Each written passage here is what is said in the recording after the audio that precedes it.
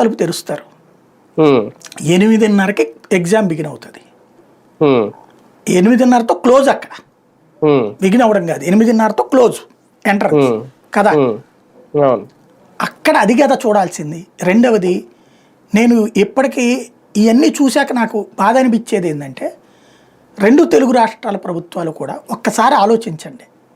Exams ఎట్లాంటి problem వచ్చినప్పుడు ప్రతిసారి ఇట్లాగ ఒక 20-30 మంది సఫర్ అవుతున్నారు. అవును. కనీసం ఓ 10 మంది అన్న సఫర్ అవుతారు. వాళ్ళు కంటతడి పెట్టుకోవాల్సిన పరిస్థితి ఏంటి? అవును. వాళ్ళ తప్పు ఉండొచ్చును, తప్పు లేకపోయి ఉండొచ్చును. ఓ పని చేయండి, ఉమ్, రెండు రాష్ట్రాల్లో కూడా ఇట్లా ఎమర్జెన్సీ అంటే ఓవర్ టైం రూమ్ అని ఒకటి పెట్టండి. అంటే ఉమ్, ఇట్లాగా ఎక్కడైతే ఎవరైతే ఇట్లాగా ఆలస్యం అవుతారో వాళ్ళకు ఒక రూమ్ పెట్టండి దగ్గరలో.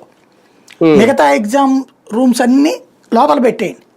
ఉమ్, ఈ మన మెయిన్ గేట్కి దగ్గరలో ఒక్క రూమ్ మాత్రం ఖాళీగా ఉంచండి.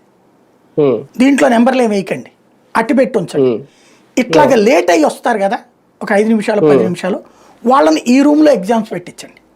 ఉమ్, పేపర్లు అయితే ఒకటే కదా అక్కడ, ఉమ్, ఇక్కడ అవును. పెట్టండి. తద్వారా వాళ్ళ జీవితం నష్టపోకుండా ఉంటారు కదా ఒక ఏడాది. అవును, అదే కదా. అలాంటి ఒక ఆలోచన చెయ్యండి, బాగుంటుంది. ఉమ్, అవును. అంతగా వాళ్ళకి పనిష్మెంట్ ఇవ్వాలనుకుంటే ఏ పెనాల్టీని వేయండి తర్వాత, ఉమ్, అవును. అది బెటర్. అంటే ఒకటి సార్, ఒకటి విద్యార్థులది మీరు అన్నట్టు చిన్న తప్పుండి. ఈ పరీక్షలనే కాదు, ఏ పరీక్షకైనా సరే చివరికి ఇంటర్ పరీక్షలు 10th పరీక్షలకు కూడా వాళ్ళు ఇన్ టైంలో రాకుండా గేట్లు క్లోజ్ అయ్యి అక్కడ కూర్చున్న వాళ్ళు చాలా మంది ఉంటారు. గ్రూప్ ఎగ్జామ్స్ టైంలో కూడా చాలా చూస్తుంటాం మనం.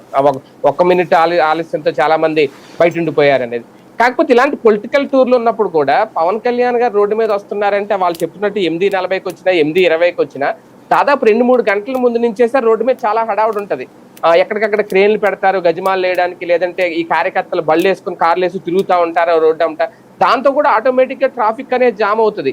ఇక్కడ వాళ్ళ తప్పు ఎంత ఉందో విద్యార్థులది లేట్ గా రావడం అనేది, ఇక్కడ వీళ్ళది కూడా ఆ మిస్టేక్ మనం ఎందుకు చూడకూడదు? ఎవరిని తప్పనడానికి లేదంటున్నా. ఇప్పుడు నాయకుడు వస్తున్నప్పుడు అవును. మరి వాళ్ళు చేయకపోతే ఇంకెట్లాగా?